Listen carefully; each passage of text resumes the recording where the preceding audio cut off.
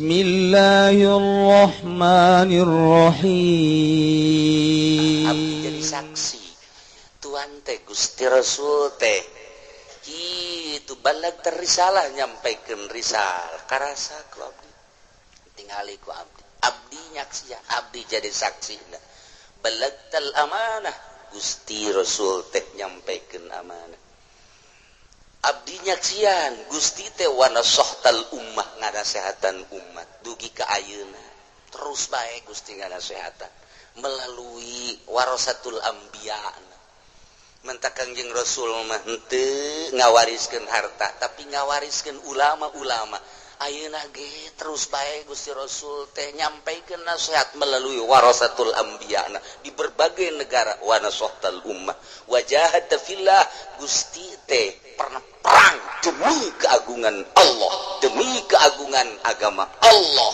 hakko jihadi dibacakeun ku urang di payunan Kangjeng Rasul teh bahwa Kangjeng teh nyampaikeun risalah nyampaikeun amanah bahwa Kangjeng Rasul teh nganasehatan umat dugi kegeun ka ayeuna bahwa Kangjeng Rasul teh jahada fillah dugi ka ayeuna disampaikeun saat harita ku Kangjeng Nabi aya anu iman golongan cacah golongan fakir miskin golongan rendah langsung menyambut ka Kangjeng Nabi mayoritas fakir miskin lah nu nyambut keimanan percaya ka Kangjeng Nabi bahwa Allah teh sebagai pangeran pencipta seluruh alam Kangjeng teh sebagai rasul mukjizat Al-Qur'an teh sebagai mukjizat tinggal tokoh-tokoh na bae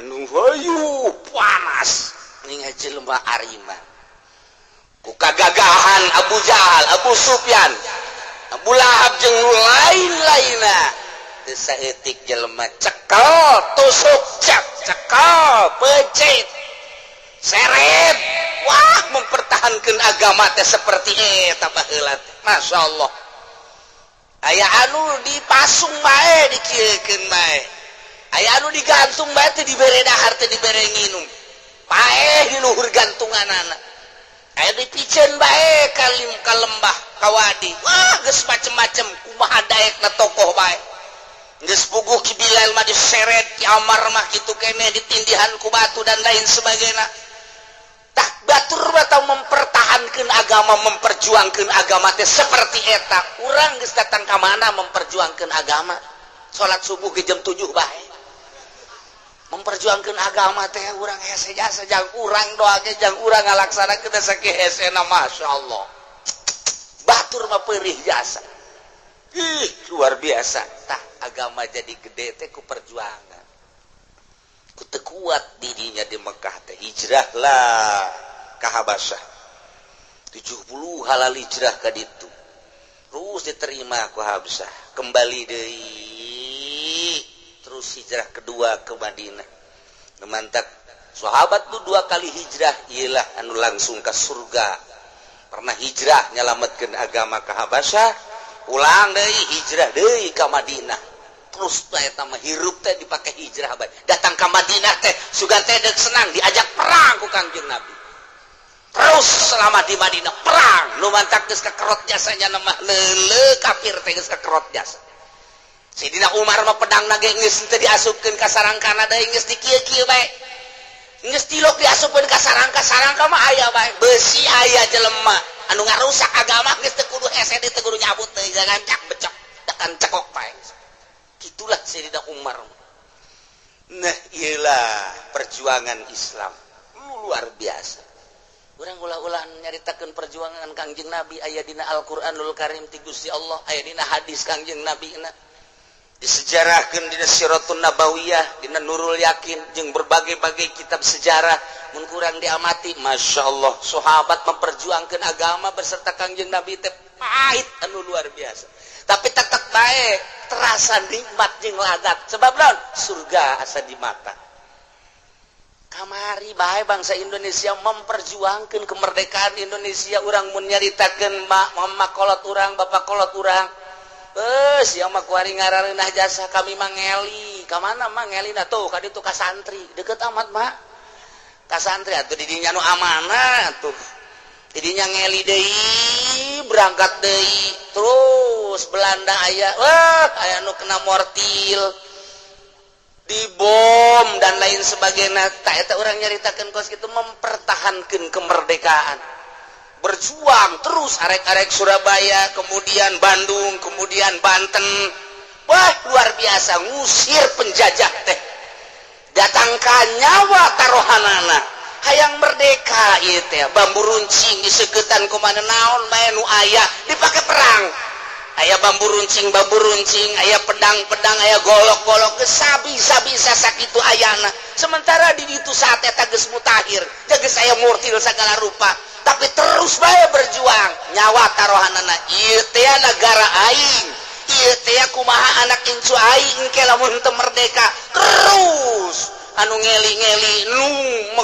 nu berhadapan alhamdulillah merdeka tahun 45 ditaikeun sangsaka merah putih ka luhur berkibar luar biasa padahal saat eta masih keneh luar biasa campuhna tapi geus ditaikeun ka luhur ku Bung Karno Belanda mundur diesilah ku Bung Karno mulai ti harita merdeka nikmat luar biasa nu jadi gubernur Kiai nu jadi bupatihna Kiai tanyakeun ge coba ka urang Surabaya tanyakeun ge ka urang Jawa Tengah tanyakeun ge ka urang Banten nu jadi Kiai nu jadi bupatina Kiai satu suara kabeh istimewa kabelah dieuna teng teng teng teng teng teng teng mantap mun aya keneh nu milu berjuang kamari ieu neule camat neule bupati teh sakumaha ucing leuleurit aya ngegel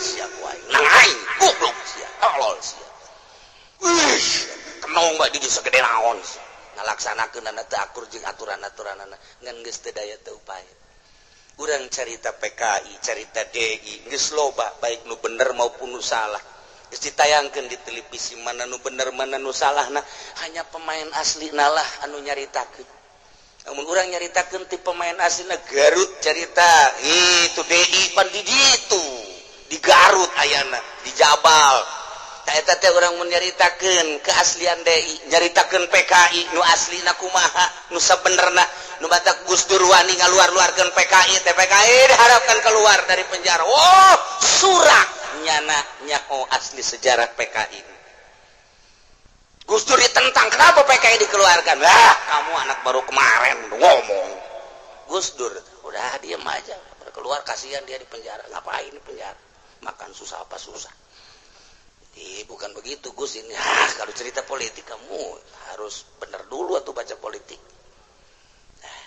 dibahas kan ke Gus Dur sekelumit paham kan ngarti mah jahe berarti lain sambarangan saha atuh ieu teh anu sabenerna hanya pemain anu nyaho anu baheula di ABRI nu baheula di polisi nu baheula di organisasi nyana nyaritakeun keaslianana Soeharto kos kitu Bung Karno kos kitu urang ngarasakeun merdeka teh kos kieu kuari setelah Pak Harto setelah Bung Karno Pak Harto terus zaman kamari Megawati Gus Dur datang ka kuari kos kieu amat si merdeka lepas dari penjajahan senjata dijajah politik jeung ekonomi ulah maka syariat kuari cak Yahudi jeung Nasrani teh pake aturan aing kuari dijajah ka belah dieuna terus setik wah turunlah HP ieu penjajahan nu pohara HP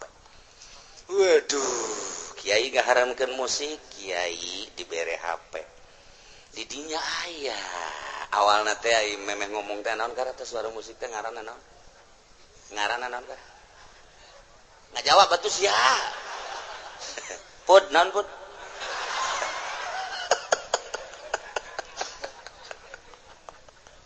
ya Allah ya Rabbi musik geus nu dangdut nu jazz rock and roll nu dah dan lain sebagainya di mana letak ngaharamkeunana haram sote cenah mun ngamaenkeun aing ngadengeun kos kitu mah tun teu haram kumaha dalilna ayo dibabawa boga HP na G5 pan tukang ceramah. Wow, ditudun dihareup. Waduh. Ngobrol jeung HP tuntunan. Dijajah, dibawa ke masjid, di hari Baitullah, di Raudhah, di Masjid Nabawi dan lain sebagainya. Tang ting tung tinggal Yahudi beseri ditendun di satu kebutuhan sia ku aing katenge ku sia. Dek nolak teu bisa urang butuh, teu nolak atuh emang haram teh kos kitu teh. Tinggal deuk kumaha meta urang. Dijajah teh model kos kitu. Geus puguh ku ari jual beli. Geus eueuh pake aturan tarima meuli tarima ngajual. Urang asup ka Indomaret, urang asup ka Sabar Subur Komo, urang asup ka kitu toko nu gede mah. Balanja di mana, mayar di mana. Komo urang geus aturan Singapura jeung Jepang mah, urang balanja langsung asupkeun ka dinya, urang na balik ke barang dianterkeun ka imah. Mantap kula teu betah di Jepang harita. Balanjana kos kitu jasa lah. Oh, hebat dari di Jepang mah kos kitu, urang balanja supermarket. Anu catet gas. Beres, orang na balik barangna engke kadang-kadang geulahan barang, kadang-kadang mah teu kebel, kadang-kadang bareng. Masya Allah karim. Leuwih canggih deui geus teu kudu ka mamana, buka internet, pesen barang, tek langsung di itu dikirim. Tek uangna transfer, barangna datang ka urang. Urangna di imah bae. Eta keur carita barang, keur carita cewek sama-sama. Da kumaha bener kan, Pun? Tuh, udah kumaha deui jaman canggih kuari. Ayo digunakeun kos karan itu. Dijajah urang teu karasa. Masya Allah karim. Masya Allah. Teu karasa urang dek tentang kumaha. Aya mah ngabungkeun kafirna bisa ditinju ku urang. Tapi ieu mah ditendun di satu kebutuhan. Perekonomian kuari makin ke sisi bangsa Indonesia mah geus ditendun kuari ku perekonomian Amerika. Indomaret eta teh perekonomian Amerika menjajah ka urang pedagang letik mah ka sisi sia nu kukula pernah didongengkeun asal usulna Indomaret terus panjang deui mun kukula dicaritakeun eta Amerika meles terus baik urang anu ngajual tanahna ge atuh emang Pak Haji atau anu nyewakeun ge Pak Haji mun ngomong mah anti Amerika harinya diasupkeun ka imahnya deuk kumaha ieu satu kebutuhan teu dijual orang butuh teu disewakeun orang butuh ketika kurang disewakeun Amerika nu nyewana maka tangan-tangan Indonesia Masya Allah dijajah ngaranna urang maca Al-Quran baca ku sia Al-Quran musabakokeun ku sia Al-Quran ketika dirancang dijieun undang-undang heula cak Amerika ulah sembarangan pan negara sia teh negara demokrasi wah kudu akur jeung aing ku ngajak aing atuh demokrasi Amerika teh henteu murni demokrasina mun kurang dibaca penjajahan Amerika terhadap Irak penjajahan Amerika terhadap Mesir penjajahan Amerika terhadap Suriah kok main kitu hukum sendiri kok demokrasinya di mana atuh ayeuna urang loba maca-maca tentang politik Amerika seperti kos kitu urang teh nuturkeun Amerika jadi kudanya baca ku sia hadis ketika ku urang dijadikeun rancangan undang-undang di negara heula cak Amerika maksakeun urang embargo sia ku aing asal di embargo urang siap diperangan sia ku aing siap henteu urang perang cak rakyat siap aing mah perang cak camat bupati sok sambarang perang teh pae cak tentara ulah ngomong polisi ulah tidak satu suara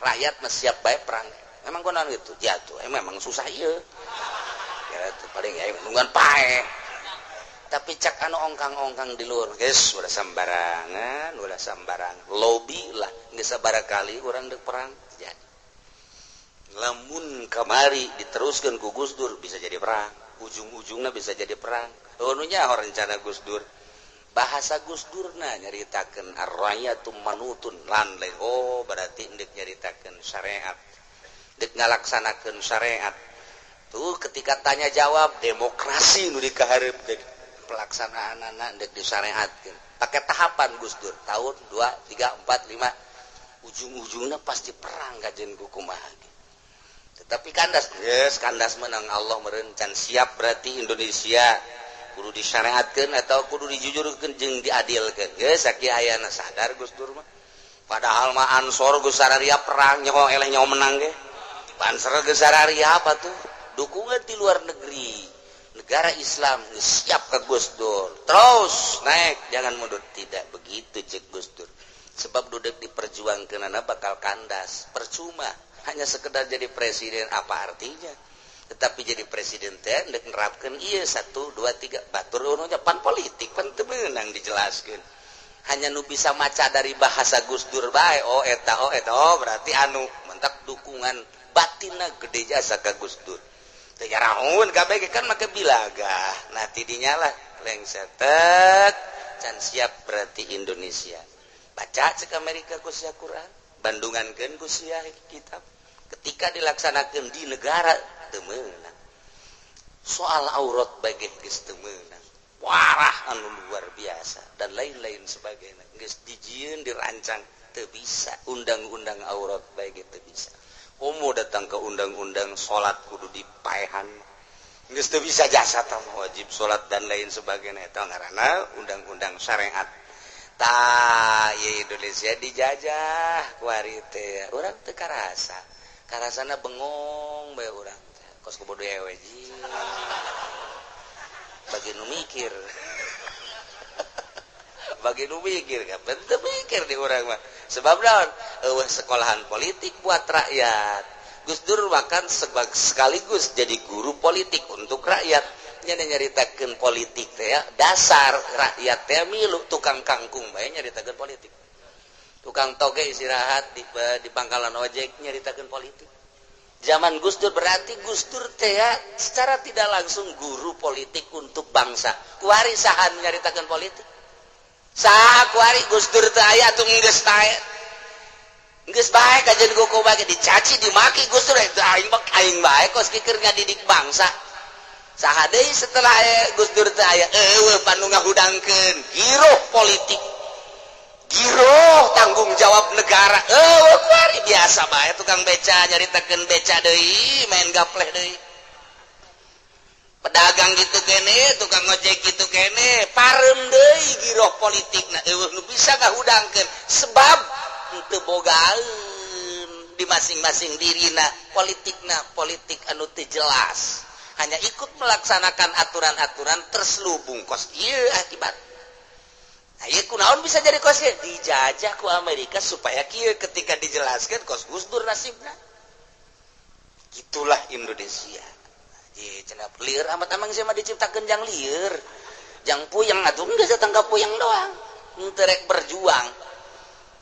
berjuang sebab saha huluna berjuang teh ya hulu kuari dek ngabangun negara kerenyenan tukang DPR daerah PR pusat naik ke MPR nu bakal ngalaksanakeun rancangan undang-undang nu geus jadi iyalah jelema-jelema nu bakal dipilih ku urang bisa entah henteu ngalaksanakeunana jeung aya nuranian apa henteu sih ketika bertentangan jeung agamana tinggal kos kitu doang ya Kangjeng Nabi mau berjuang ngaberantas budaya jahiliyah agama jahiliyah berantas ku Kangjeng Nabi nyawa taruhan Kangjeng Nabi mulai diterima ku minoritas anu kalangan bawah terus diterima tapi kan hiji dua makin hari makin loba nu disiksa nu dipaehan makin loba kadenge ku cili Kangjeng Nabi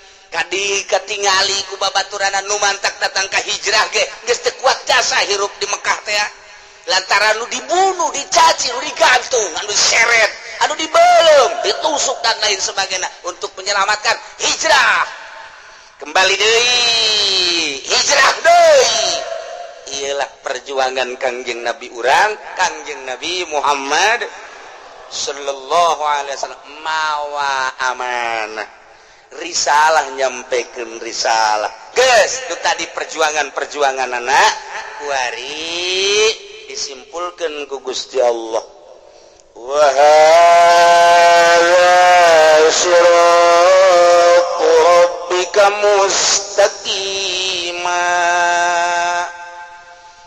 hadza isim isyarah mun urang ngaji alfiyah bidzali mufradin mudzakkarin asyir bizi wa ta'ala unsak tasir berarti isim isyarah maka pan kudu ditunjuk bil usbu'i ku curug hadza zaidun tah ieu ki zaid hadhihi hindun tah ieu nyi hindun hadza jidarun hadhihi mistaratun tah eta teh hadza kafurun kadeuleu jadi isyarah mah kos kitu. Tapi kan di dieu mangga isyarahan kanu geus ditutur tadi nu dibawa ku Kangjeng Nabi tinggal dikutak-katik make ilmu bayan kos kumaha eta teh ke bentuk isyarahna ngaji teh kos kitu hese boro-boro nun teu mondok nu mondok ge pusing komo nun teu mah dan cenah aing mah tarima jadi bae teh emang kos kitu sia mah kaayana langan sakitu-kituna wah ada nu mantak kiai anu jitu manggeus bae wahadalan utawi kiai ki madkur geus engke hu ka madkur deui engke bihi ka madkur deui terkenal lah eta kiai madkur ngarujukeunana ulah hese-hese gitu madkur anu tutur tadi hada itu kabladina ya mustaqim teh di hal di dieu dijelaskeun saetiku Imam Jalal mustaqim teh ieu dinasabkeun jadi hal muakib lil jumlah nah sebab eta isim isyarah berarti ngandung makna fiil engke kadituna berarti jadi jumlah nu mantak Imam Jalal geus kajelaskeun di dieu wanasbu alal halil muakid lil jumlah pan aya hal mah kudu aya amilna wal amilu biha manal isyarah manal isyarah teh engke mana fiil sebab hadza teh sarua jeung asyiru ibe ke kumaha eta saha panteuna wah panjang nyaritakeun ieu mah lempeng na lah jadi panjang-panjang ge itu mah rondok mah hese atuh teu mondok mah hese bae kajen ku kobak dikadinyakeun teu mondok atuh teh wa hadza ta ieu kudu kadeuleu naon dieu teh cek Imam Jalal ngajelaskeun dauhan Allah hadza alladzi anta alaihi ya Muhammad anu anjeun teh aya di dinya naon atuh yakni agama Islam naon tuh yakni mukjizat Al-Qur'an naon atuh taufik anu dibeukeun ku Gusti Allah eta lah isyarahna hadza keur carita agama Al-Qur'an sarua bae wa hadza ta Al-Qur'anul Karim anu agung dibawa ku anjeun Muhammad wa hadza agama Islam nu ku anjeun disebarkeun Muhammad eta adalah siratu rabbik agama anu lir teu beda jeung jembatan anu nyalametkeun jelema mustaqima lurus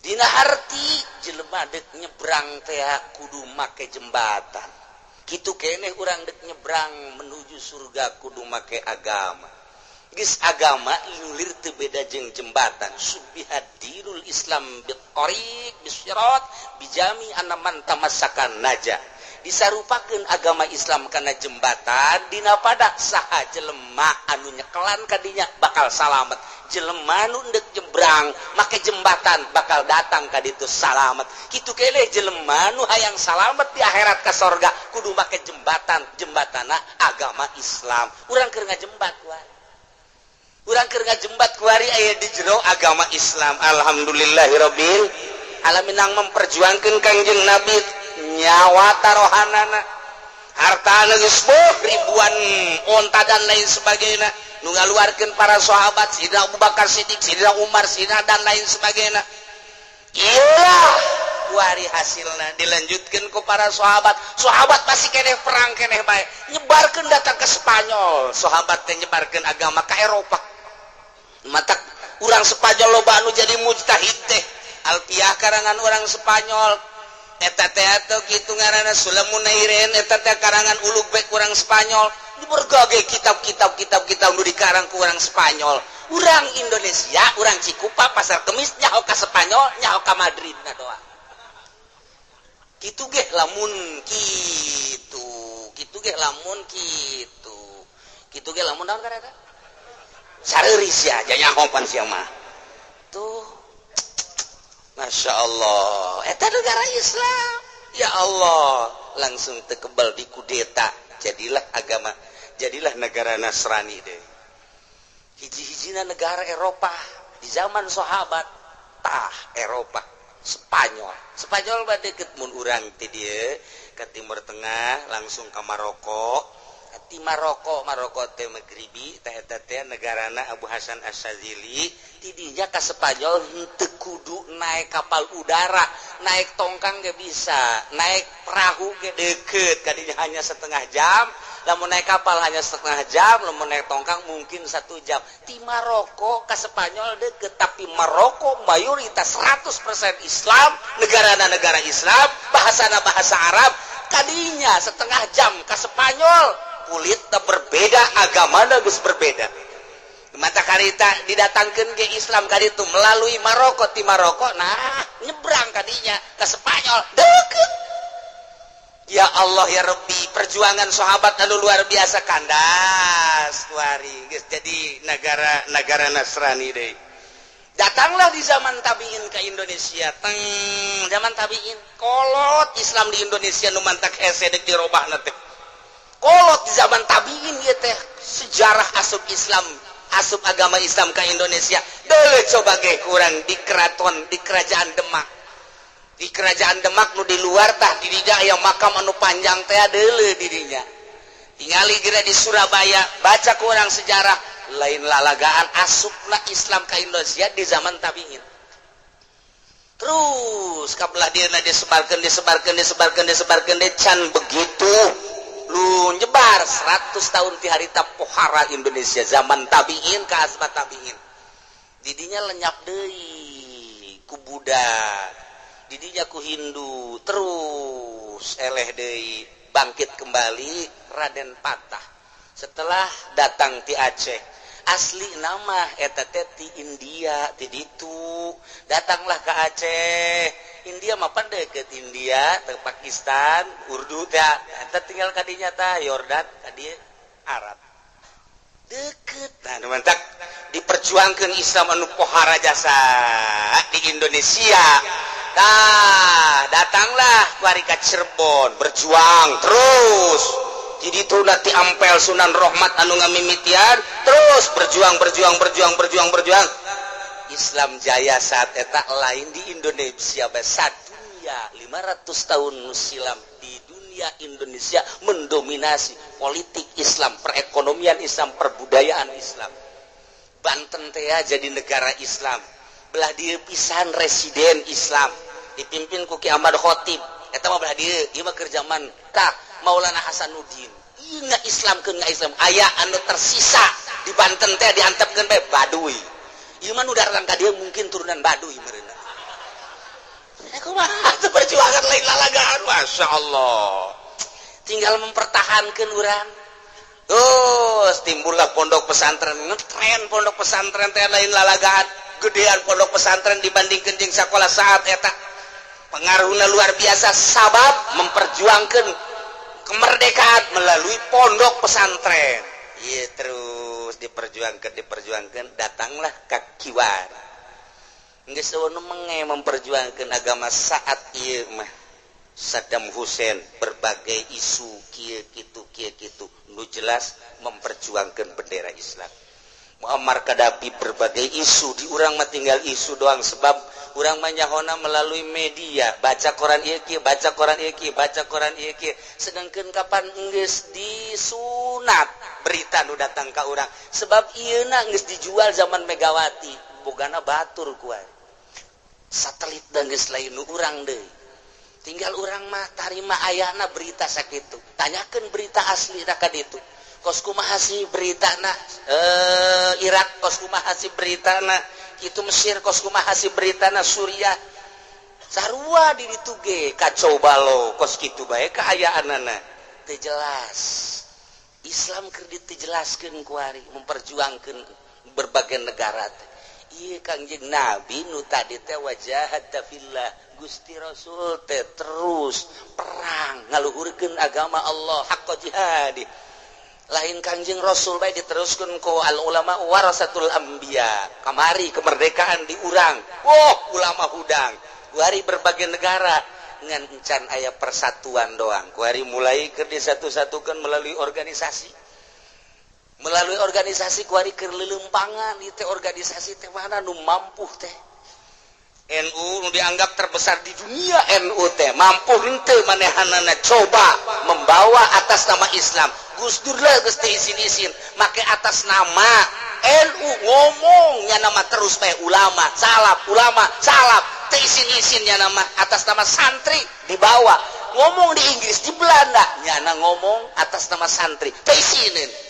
Tapi nu kuari isin ngomong-ngomong santri teh isin anu terkenal budugna doang santri budug ka dieu sia deuleu tah barang di dieu bener budug.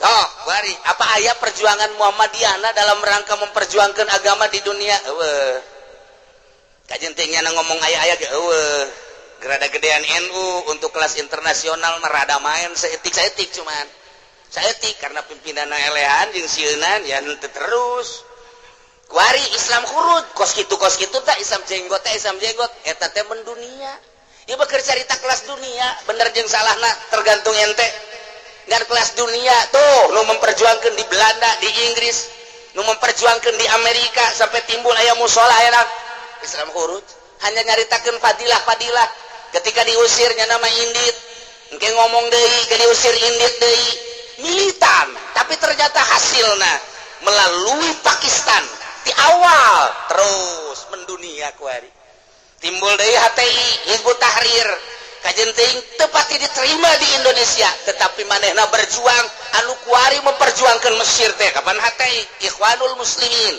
ka urang isuna jore sabodo tah mah hanya keur carita memperjuangkan Islam ieu mah anu kuari keur bergerak di Suriah anu kuari keur bergerak di Yaman terus aya ketuana teh secara internasional nu bakal engke lain bakal sering datang ke Indonesia.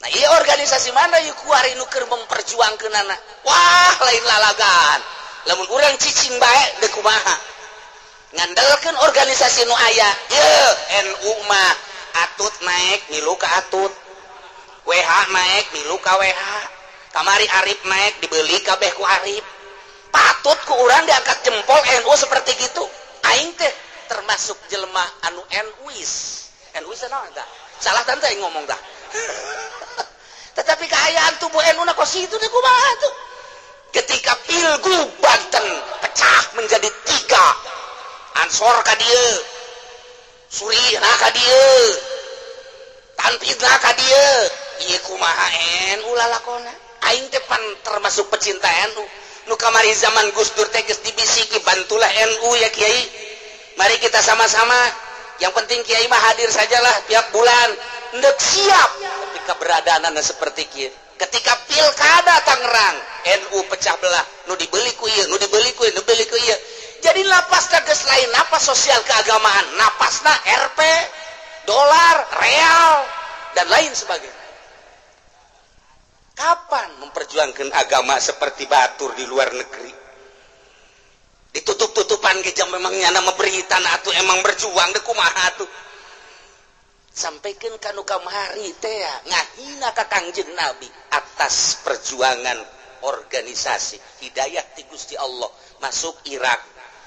Di dinya nyana aya di jero hate Islam itu adalah benar ngomong jeung salah satu ulama di Irak. Langsung manehanana masih keneh ragu menerima timbul aya organisasi Islam nu asup ka dirina ngobrol masuk Islam kamari ka Mekah nu kuarinya hayang di Madinah dage 30 poe saya menyesal atas penghinaan saya terhadap Kangjeng Nabi adina panglima Inggris masuk Islam di Amerika kuari loba jasa nu asup Islam mun kamari nu ka Mekah neuleuh bendera USA di diuna gede jasa nu sa'i nu tawaf make USA Masya Allah Amerika kula ge rada aya rada aya sedih saeutik aya bunga rada sedih lantaran atas nama Amerika loba jasa nu toab jeung nu sae. Begitu di obrolan, iya hasil perang Irak. Satu sisi Irak eleh kadeuleu ku mata kasar. Secara politis tetap menang sebab Amerika encan bisa mencaplok hasil daripada peperangan anu kamari. Dan encan diserahkeun, cak urang Irak daripada diserahkeun ke Amerika maning dibom susah kabehan. Ieu deuk dibom deui bae instalasina. Kuari berita ka urang makan eueuh. Tah orang Irak seperti kos gitu. Nah iyalah cerita perjuangan diteruskan jahada billah. Sanajan orang Saudi Arabia kenapa sih mesti perang? Nabi itu menyebarkan agama dengan rahmatan lil alamin. Harus dengan lulu. Buktina Saudi Arabia perjuangan anak kos itu malah nyana naga tiga sele de kumaha. Tidak mengakui keistimewaan mazhab, tidak mengakui keistimewaan ulama anu memperjuangkan agama, nyana ngan sakadar sieun sebab di bawah naungan Amerika. Kuari kos kitu urang teh neuleuh Baitullah, urang teh neuleuh Kanjeng Nabi di Madinah. Apa bisa jadi tolak ukur untuk agamana? Jan henteu. Aya Kanjeng Nabi bae di Madinah, aya Baitullah bae di Mekah. Urang teh teu menghargai jeung teu menghormati ka agamana, tetapi menghormati teh ka Baitullah jeung Kangjeng Nabina sebab geus teu bisa dituturkeun. Urang Maroko ngobrol, Saudi Arabia muskilah. Ngobrol jeung Turki Saudi Arabia muskilah. Maafi mazhab. Urang ngobrol deui jeung urang Sudan. Nyana di batin apa gregeteun ka Saudi Arabia. Mun cacak-cacak Baitullah meureun balik deui ka jahiliyah. Urang bagi geus terjadi barometer ke Mekah teh ya. Neuleuh Baitullah na bae neuleuh agama nama anti madhab. Hese dituturkeunana, ieu keur carita nagarana. Nyana nyeung serikeun kamu nu berjuang, puguh nyana nu nyeung serikeun ketiga sele. Berarti di dieu encan aya kebersatuan, kebersamaan. Masih keneh pasalia, Arab. Ya, negara teh Irak, Iran, Mesir, ya otomatis. Urang mayoritas Islam tetapi tetap ngiblatna ke Amerika. Iyalah Indonesia. Alhamdulillahirabbil alhamdulillah. Allah ngumpulkan seluruh para rasul dipinta pertanggungan jawab.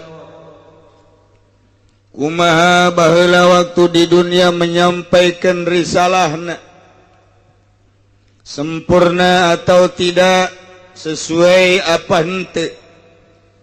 Bahkan lain bae para rasul nu bakal ditanya ku Gusti Allah, para aulia Allah, para ulama anu dibere amanat ku Gusti Allah ilmu sebagai warasatul anbiya, digunakan kumaha eta ilmuna waktu di dunia, nyampeikeunana saat mana jeung kumaha.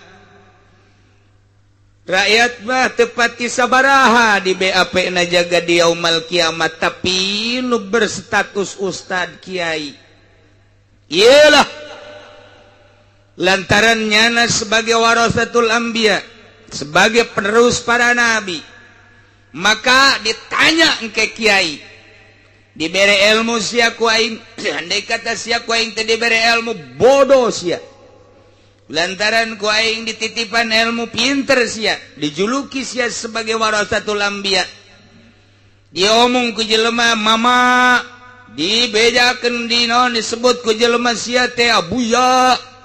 Ku batur di kiai-kiai sia teh, di ustad-ustad, sampai di mana sia nyampaikeun amanatna jeung kumaha niat pagawean jeung tingkah sia.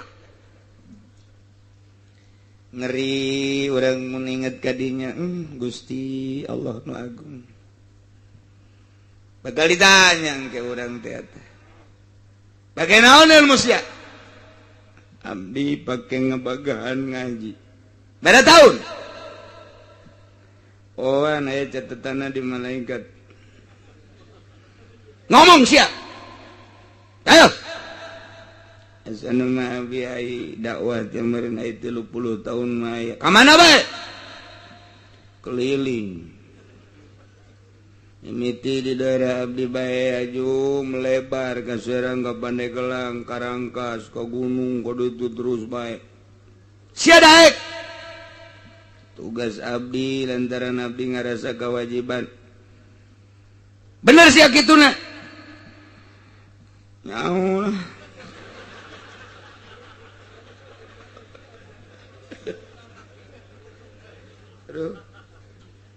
niat sia kumaha niat nyaho ye niat mah abdi doang sorangan jero hate jasana niat nama ku lempeng teh naon lempengna nyampaikeun amanat jeung naon deui ampur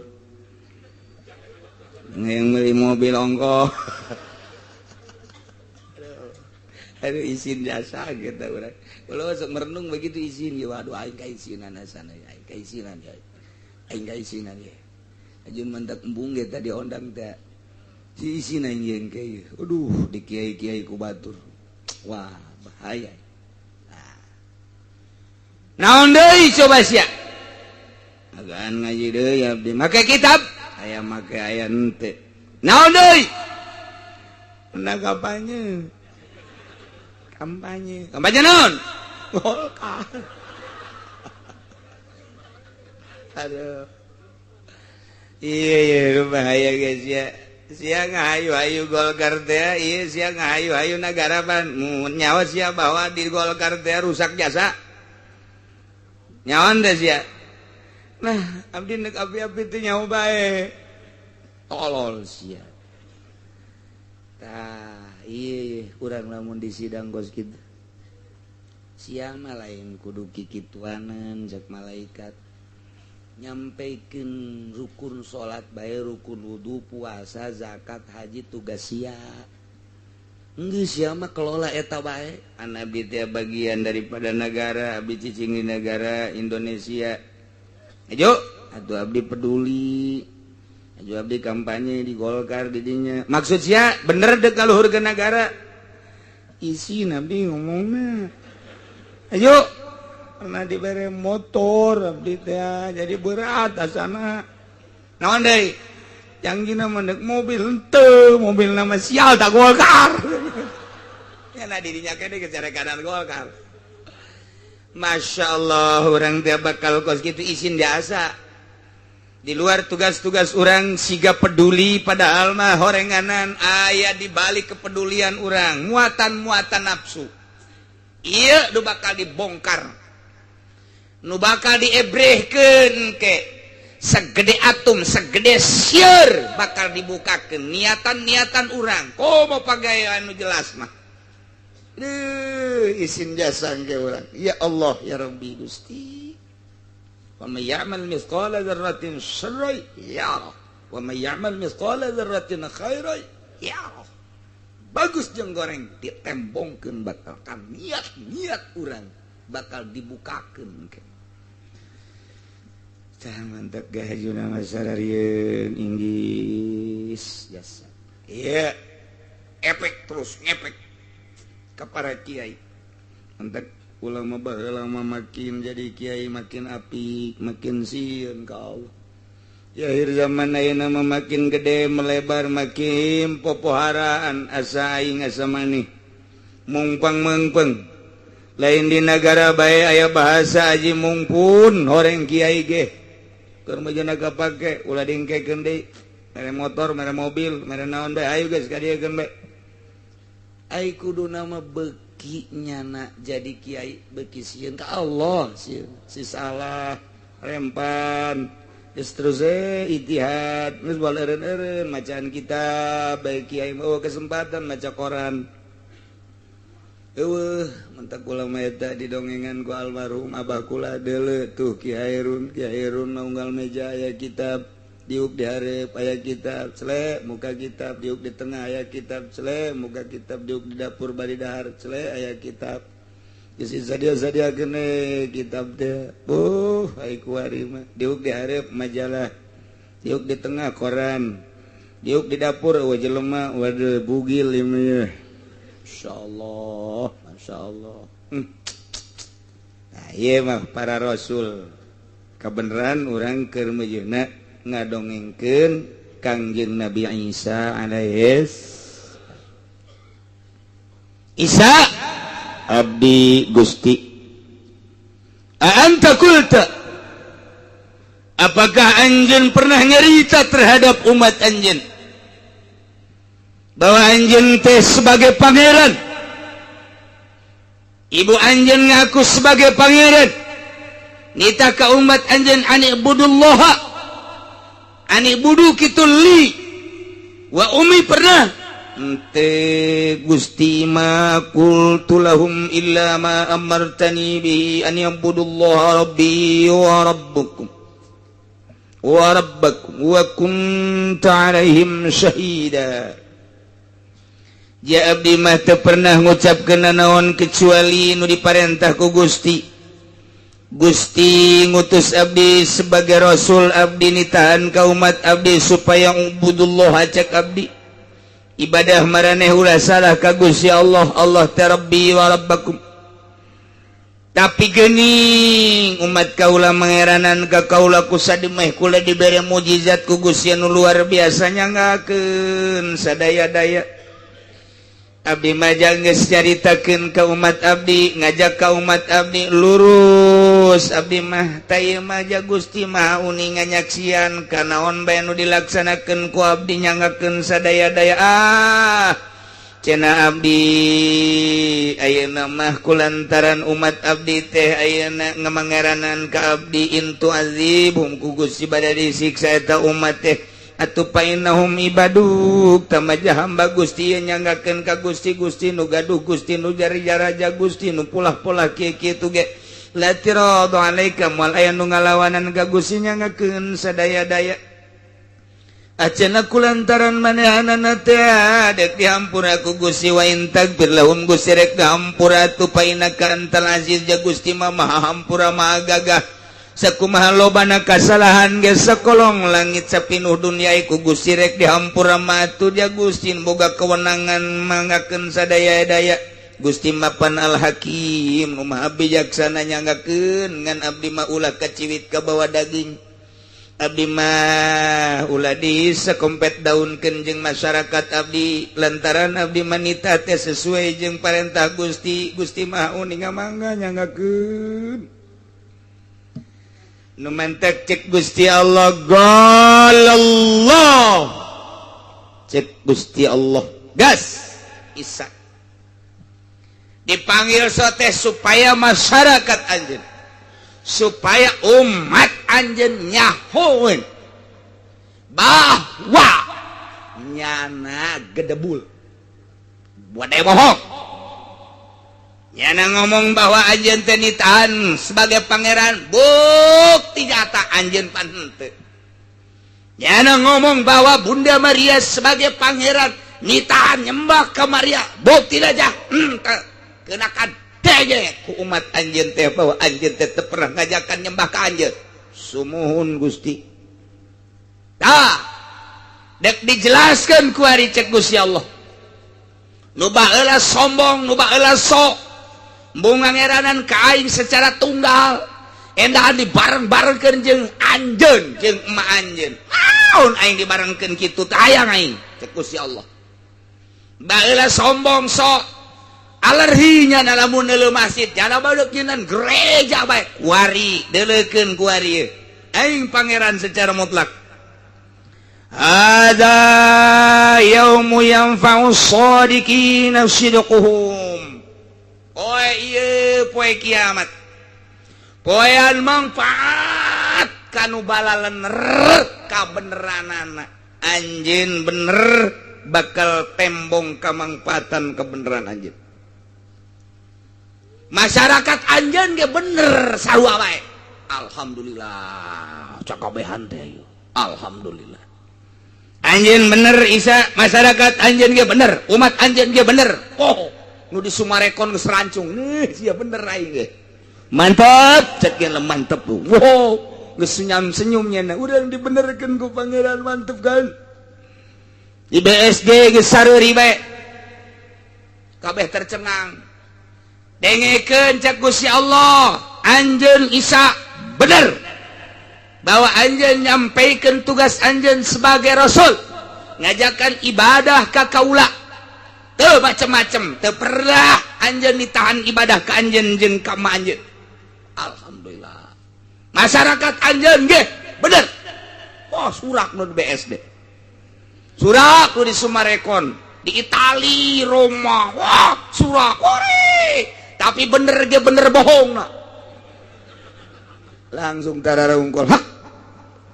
Bener kabeh ngan anjeun Isa bener-benerna nyata berarti.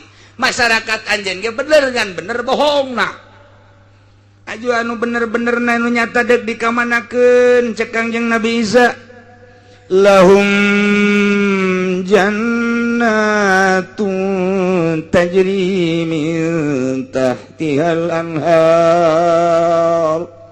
Nu balaleuneur mah lain anjeun bae umat-umat anjeun nu balaleuneur nu mangeranan ka kaula termasuk para rasul, para nabi, para wali bakal diberena ieu adalah manfaatna bakal dibere surga.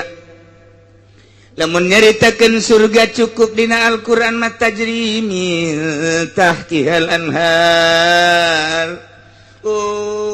Handapeun gedong-gedong, handapeun tangkal kayu, aya cai sing korolok sing kolocor. Caina engke di akhirat teu kudu make wafin. Teu kudu make paralon-paralon engke ngolocor sorangan heran, engke bakalna di kamar urang cai laleumpagan sesuai jeung kahayang urang. Ah cenah hayangna gede-gede, ah cenah hayangna leutik-leutik teu kudu make paralon, teu kudu make nanaon. Datang sorangan dipanggil engke urang mung mengkol deui sakumaha angin we gitu cai teh sing kolocor tahtihal anhar di handapeunana di luhureunana di mana bae membuat indah suasana. Angin-angin limbah di ditu mah bararau bentek. Itu lain sorga teh mah kos kitu.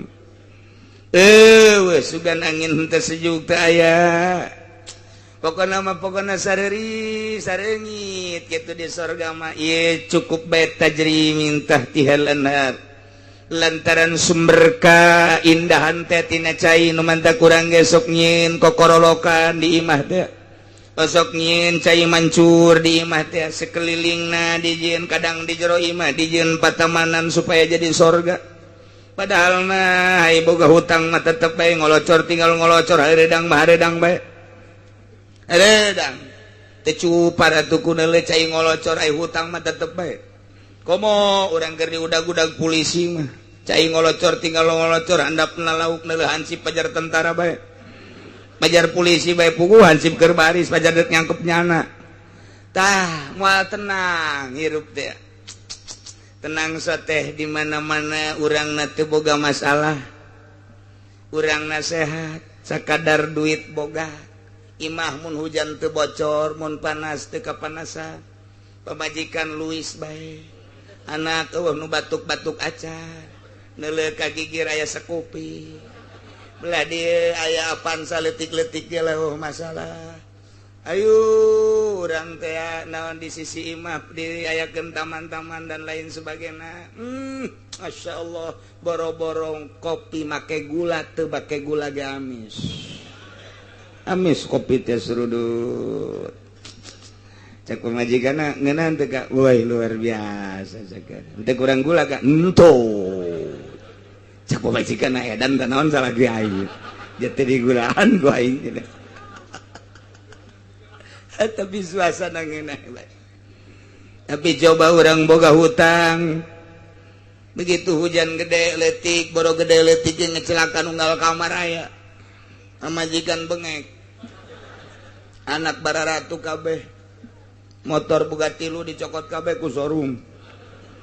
Aduh kehujanan kayu mal bisa masak neuleuh kapang beasan beas eueuh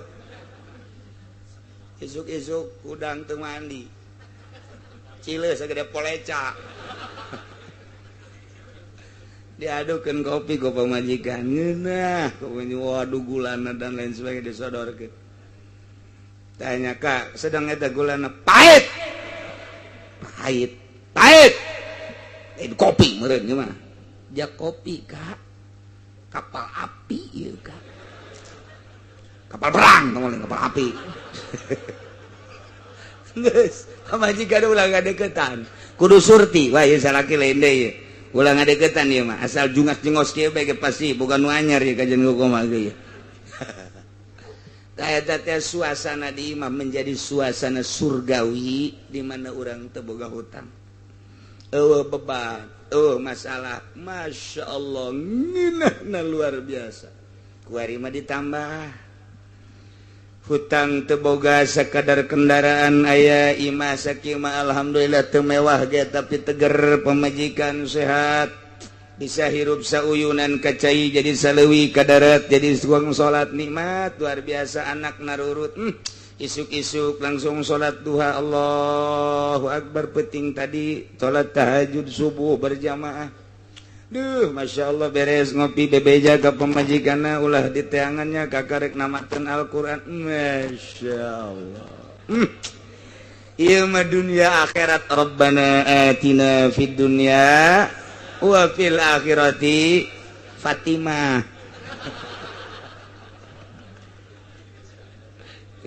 Tah hirup teh urang teh sederhana kos gitu tah.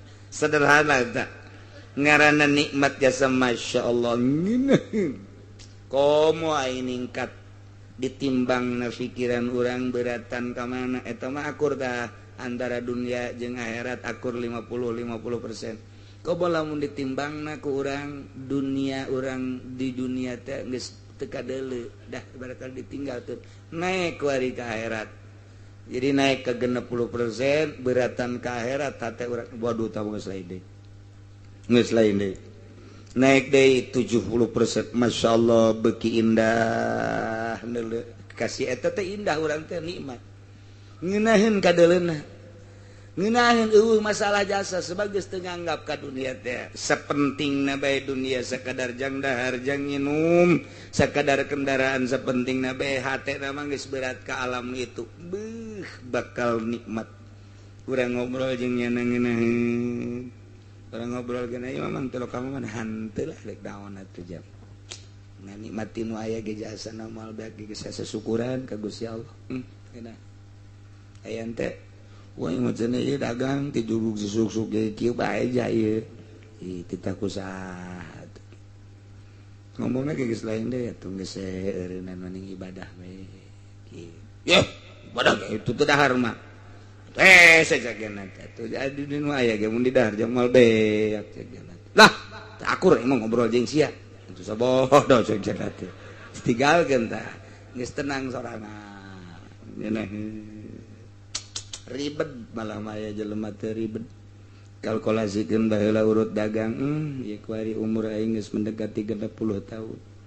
Toko geus boga, mobil geus ala kadarna aya. Lah aing geus eureunnan bae usaha paring ka Allah bae. Nu aya ku aing disumbang-sumbangkeun pake masjid, pake majelis taklim, pake pondok pesantren. Duh. Itu mah geus mantep jasa geus. Masya Allah. Bapanjikanana isuk-isuk ka bangunna cerah amat. Alhamdulillah nyakanya. Lah kula mah kieu bae cak pamajikanna. Harta loba. Aju kula geus kolot muriangan wis de kawin deui mah masalah. Nah, ini yang aku tunggu.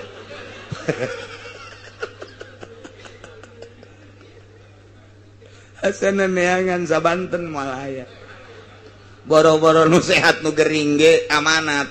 Ulah dicandung kulanya. Padahal geus teu bisa diheesan. Gering tetep bae salaki teh diparak milu gering. Aturan mah panjana kuduna mah aduh aing gering geus teu bisa dimangpaatkeun ku salaki lah tuh ulah gering kabehan salaki mah kena kawin deui ridho aing eta kan hebat. Ieu mah lain angkara megala ulah nyandungnya.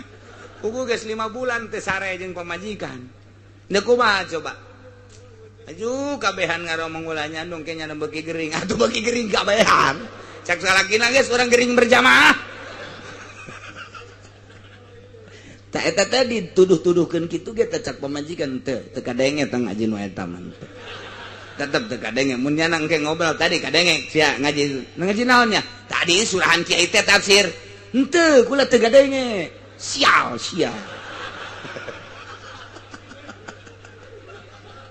Tetep jada kajian teh gua teu kadenge. Direkam ja aya betak tak dengekeun tah. Teu kaburu ke kula ka dapur heula teu daekeun. Teu daekeun ngadengekeun nu eta teu daekeun. datang ka di Arab-Arab cek salah kene irah ieu kena ngadengekeun salakina dibandingkeun HP-na beusi disetel tanyakeun ku saya HP ka mana ku budak beureum ngajubek dibanting teu beubeuk buku nyana eta kumbung-kumbungna ngadenge ieu ngaji ka mana ieu ngaji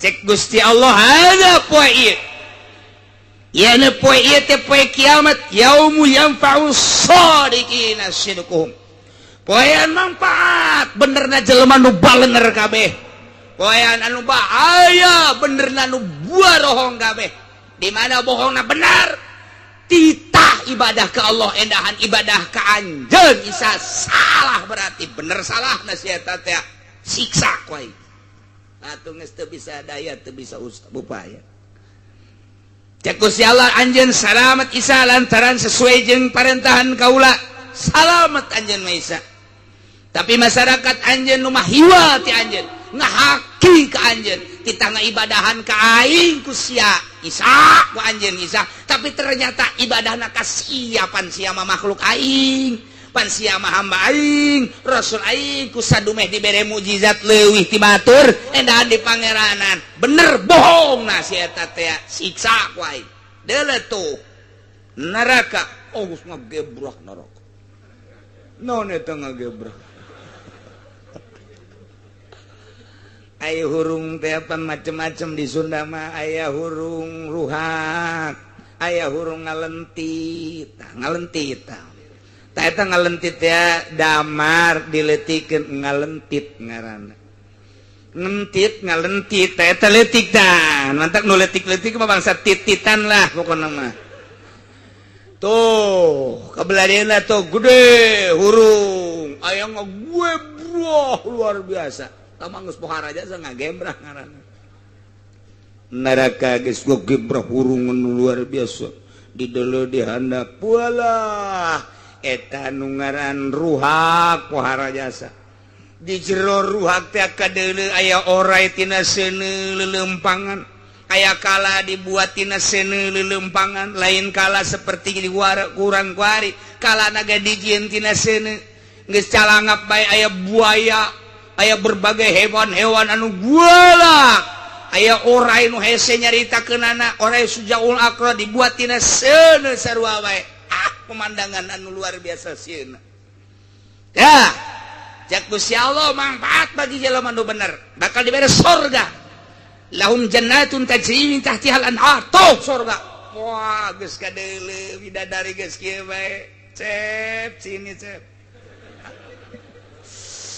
aduh ieu curugna nu bentik teh ka dieu gegeraan wahai ahli tahajud kadieu gegeraan wahai ahli duha kadieu gegeraan wahai ahli-ahli jelema anu sok zakat anu sok jariah ka masjid pondok pesantren majelis talim hayu kadieu anu sok ngaji nu ngajina nu henteu nundutan teh kadieu ya kan geus indah jasa nulu ka ditu mencrong pemandangan nu indah nulu ka kenca seudeu ngagebrak berbagai pemandangan nu pikasieun nyata di dinya deuleu ka belah ditu luar biasa indahna urang di dieu di tengah-tengah nah nu bener-benerna surga nu bener bohongna neraka teu mah bagi jelema nu bener radhiyallahu anhu wa radu'an di surga teh sabaraha poe ieu teh saminggu sabulan satahun 10 tahun 100 tahun tidak ada jangka di surga menikmati kenikmatan nu hakiki khalidina fiha abada saneng-neng di surga Masya Allah di dunia orang hirup ngan 50 60 tahun dipaksakan sholat puasa ibadah ka Gusti Allah Allah nu nyieun langit bumi nu nitah ngaibadahan nu nitah diibadahan ku anjeunna urang teh teu mamrih hujan teu mamrih panas teu mamrih sugih teu mamrih keur susah mamrihkeun sehat teu mamrihkeun gering lah jamual kebal ieu aing mah ibadah bae ka Gusti Allah bakal dibalas ku surga nu tajri min tahtihal anhar teu kudu dicaritakeun jerona di jero eta teh urang kholidina fiha abada. Di dunia mah jadi presiden SBY paling ge sababaraha saat deui. Kamari terpilih Pak Ismet Iskandar Kuari geus di penghujung tinggal salengkaheun deui. Gubernur sanajan kukumaha ge hasil jerih payah nyogok dan lain sebagainya paling 2 periode.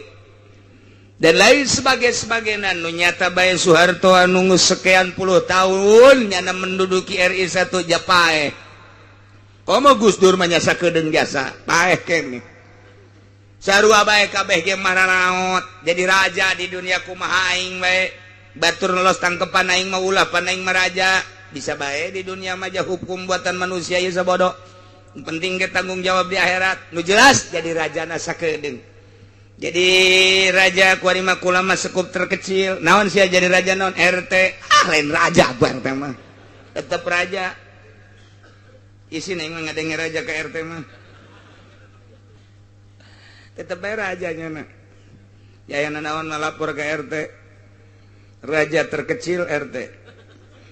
Masyarakat ge ngan ge 2,5. Naik lurah raja aya waktuna. Kuari nyana duit keur loba jabatan keur aya kabeh rarasaan teh asa nu aing. Wilayah teh asa nu aing. Siap.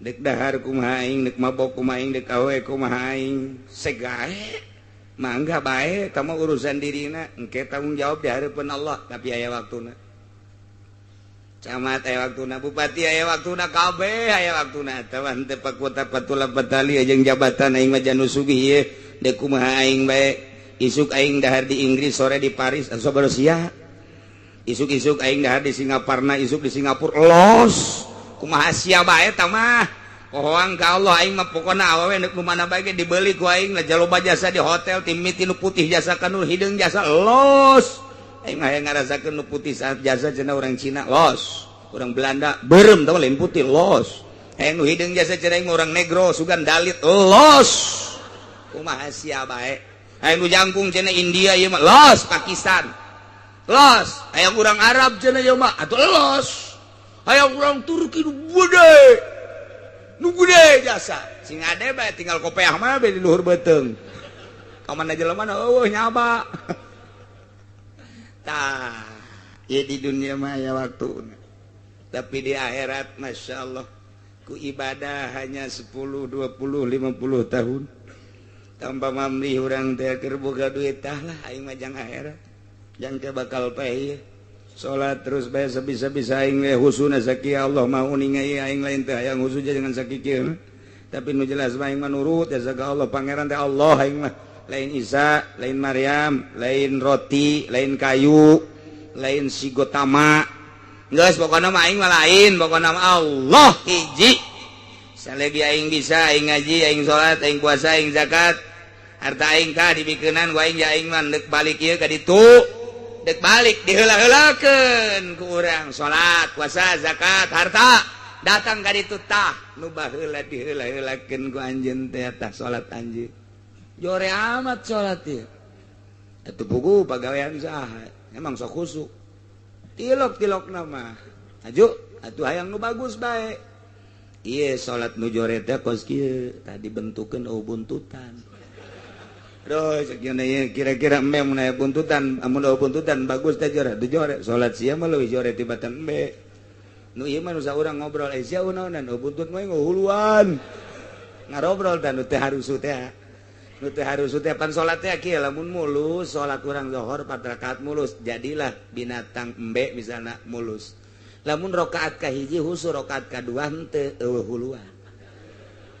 Rakaat katilu teu husu, eueuh buntutan. Rakaat kaopat teh husu eueuh sukuan. Naonan doang atuh. Wallahu a'lam geus kitu bae tah geus pokona. Azana mah rombongan uhuluan kabeh. Nyala ngarobrol ke di akhirat. Aizal aing buntutan, aing uhuluan. Nusia, nu aing sukuan bugu. Geus ngarobrol bae gitu. Aing mah aya ceulina hiji ceuk kitu. hari itu ngarobrol kabeta disesuaikan jeung husu jeung teu na isin urang ja salat urang dikitu-kitu Gusti malah abdi mah jeung kabehan waya di dieu sanajan teu husu ge bentukeun nu bagus bae Gusti lah ieu mah lantaran atuh jah husu mah hese jasa iwati wali jeung solihin anu bisa husu mah ge tanyakeun beusi di pengkolan solihin.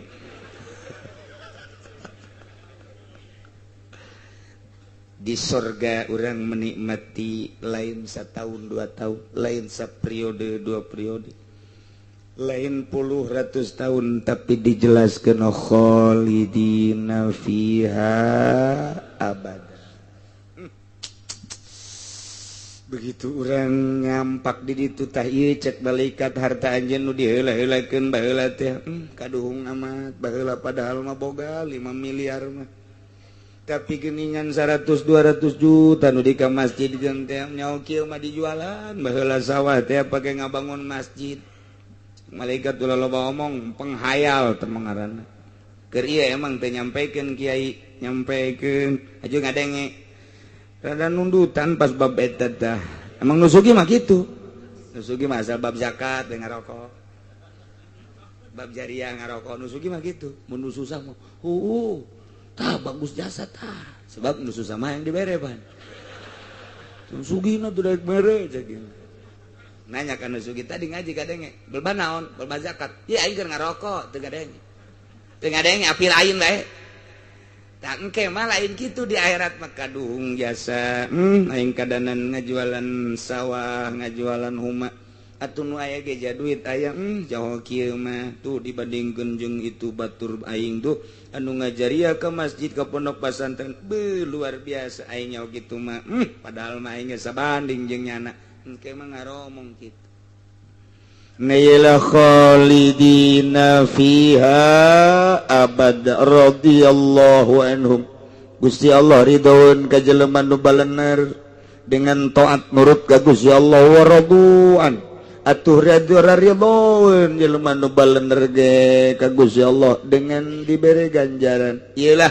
surga nu sakitu poharana penuh dengan kenikmatan anu hakiki zalika al-fawzul azim kebahagiaan anu pohara gedena wala yanfa'ul kadzibina fid dunya teu mangpaat nu barohong kabeh di dunya nu mangeranan lain ka Allah berarti gedebul gede bohong sidguhum bener nanyana fihi dina poe eta.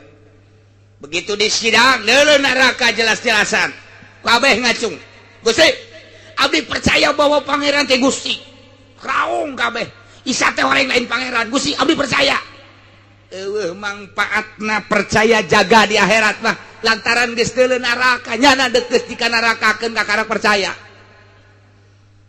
geus deuk dihujurkeun ka neraka nyana ngaracung abdi percaya pangeran teh Gusti Isa mah lain pangeran Maryam lain pangeran Uzair lain pangeran cak malaikat lain usim atuh kuari mah baheula tetep abdi iman kuari mah teu mangpaat imanna para Kristiani para Kristen Katolik para Protestan Konghucu Buddha Hindu Yahudi dan berbagai agama-agama kafir nu tadina teu mangeranan ka Allah percayanya na pangeran teh Allah ketika neuleuh siksaan la yanfa'u manfaat sama sekali wali daya warhamhuma kama rabbayani sagira ja teu ngajurus ka hujan tah